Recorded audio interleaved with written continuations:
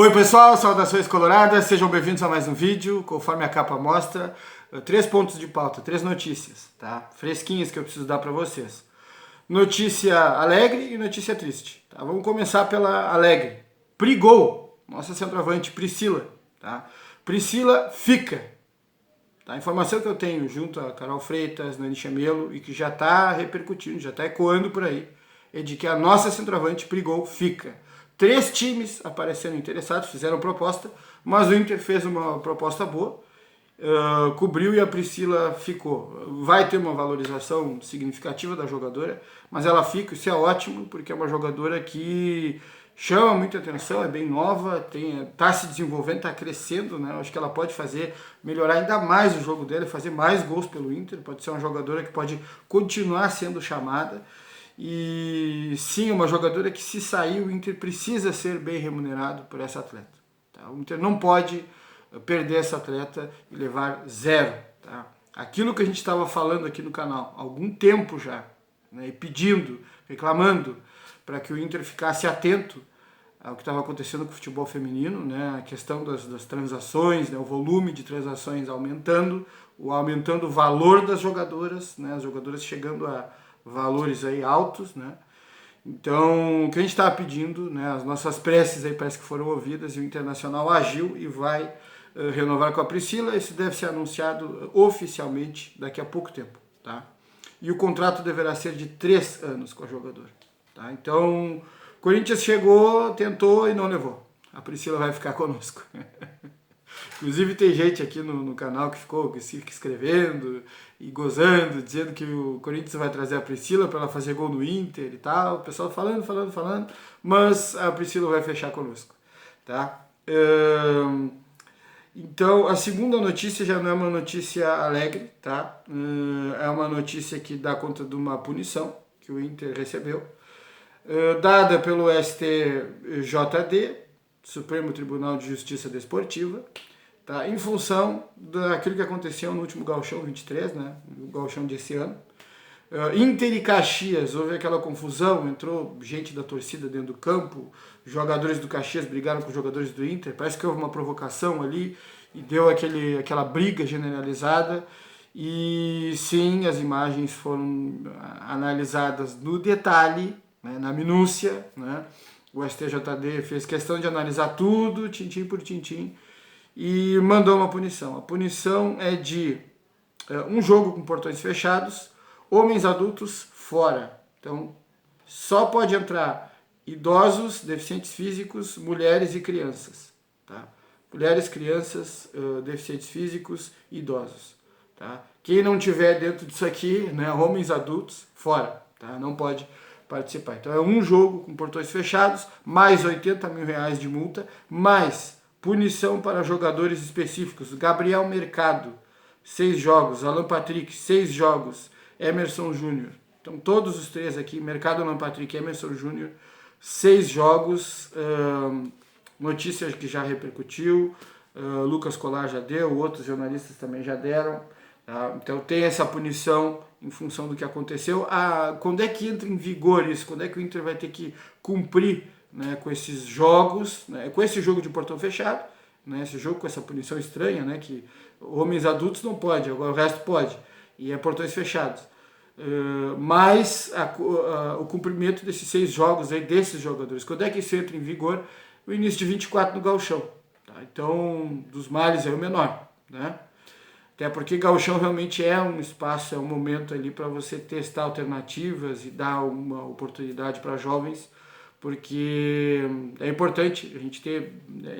Eu pensei em fazer um vídeo sobre isso e acredito que eu vou fazer em breve, tá? Nós vamos falar sobre processo de aproveitamento de garotos que vêm da base, tá? Temos que falar sobre o processo, tá? Temos que discutir isso, porque, ao meu ver, tem algumas coisas, alguns pontos que a gente tem que levantar e falar sobre, tá?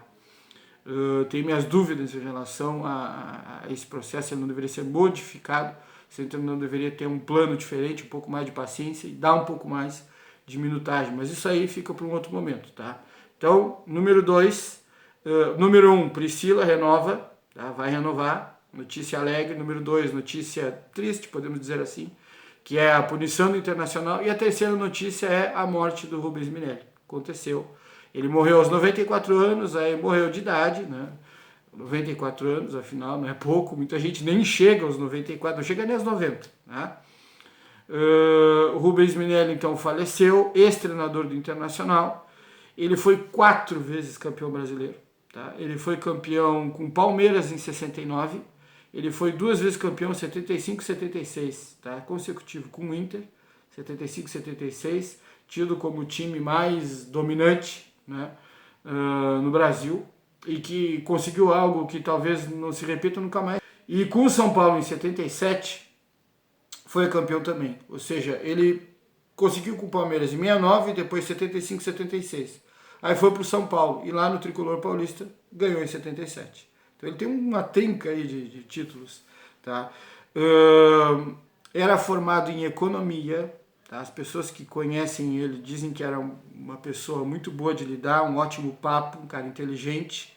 Tá? E que, apesar de ser economista, foi para o futebol. É considerado o primeiro treinador mais tático assim, que o Brasil já teve. Era cotado para a seleção, deveria ter ido, mas teve um momento ali que inventaram um outro treinador e botaram no lugar dele. E o Minelli acabou não indo, tá? Era um treinador que realmente ele convencia os jogadores. O que falam a respeito dele é que ele conseguia convencer os jogadores abraçavam as ideias dele e aplicavam. Nos treinamentos, bem cuidadoso, assim, os jogadores às vezes treinavam muito, né? Bola parada, jogadas ensaiadas com ele. Ele gostava de fazer marcação alta lá em cima. O treinador gostava de fazer isso e botava os atacantes para marcar.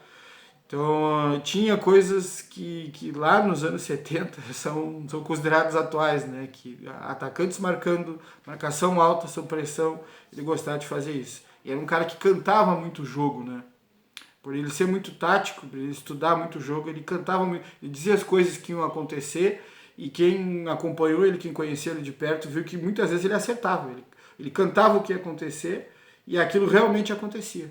Tá? Depois, mais tarde, lá nos anos 90, ele volta para o futebol com idade avançada e ele acaba formando o time do Paraná Clube, um time que acabou dando certo, acabou tendo resultados interessantes. Na época ali o Paraná, um time que foi uma pedra no sapato do Inter nos anos 90, né?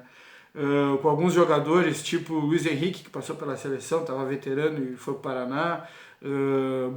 Maurílio, que era atacante, mas virou centroavante no Paraná, e outros jogadores, Claudinho, entre outros, formaram uma equipe do Paraná que foi muito bem, uma equipe que chamou a atenção do brasileiro, e o pessoal falava na época, eu me lembro disso porque eu estava assistindo futebol, e fui assistia futebol nos anos 90, sim, assisti inclusive no final dos anos 80. Nos anos 90 o pessoal falava, essa equipe do Paraná é muito boa, é interessante, tem qualidade. Quem formou essa equipe? Rubens Minelli. Ele foi atrás dos jogadores. Ele ajudou o Paraná a formar. Então, aí o pessoal, tá explicado por quê. O pessoal que conhecia ele dizia que ele tinha um olho muito bom para escolher. Por isso, foi um treinador aí que se notabilizou, foi um treinador considerado notável, que merecia a seleção brasileira e que foi campeão 4 vezes. 4 vezes campeão brasileiro. Tá? A causa da morte ainda não foi revelada, né?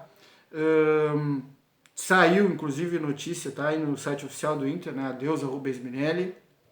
A gente pode aqui ver, ó. Aqui tem entrevista ao canal do Inter, onde o Rubens Minelli fala. Tem no jogo contra o Bragantino, dia 26, tá? Nesse domingo, jogo de domingo 26, às 18h30, contra o Bragantino, vai ser feito um minuto de silêncio em homenagem ao Rubens Minelli, tá? Essa partida aí. Um treinador muito importante que contribuiu muito com o Internacional. Tá? Botaram já a bandeira a meio mastro, tá? A bandeira do Inter, botaram a meio mastro. Ali entre Beira-Rio e o Gigantinho, tá? A bandeira do Inter hasteada a meio mastro. Pela homenagem tem que ser assim, o treinador contribuiu muito, 2 títulos para o Internacional, time notável, né? Time que chegou a ser campeão invicto, e é isso aí. Então, pessoal, é só para atualizar vocês, like, compartilha, se inscreve no canal, dúvidas, sugestões e comentários aqui embaixo. Até a próxima, obrigado por todos pela atenção, agradeço desde já, até a próxima, tchau, tchau.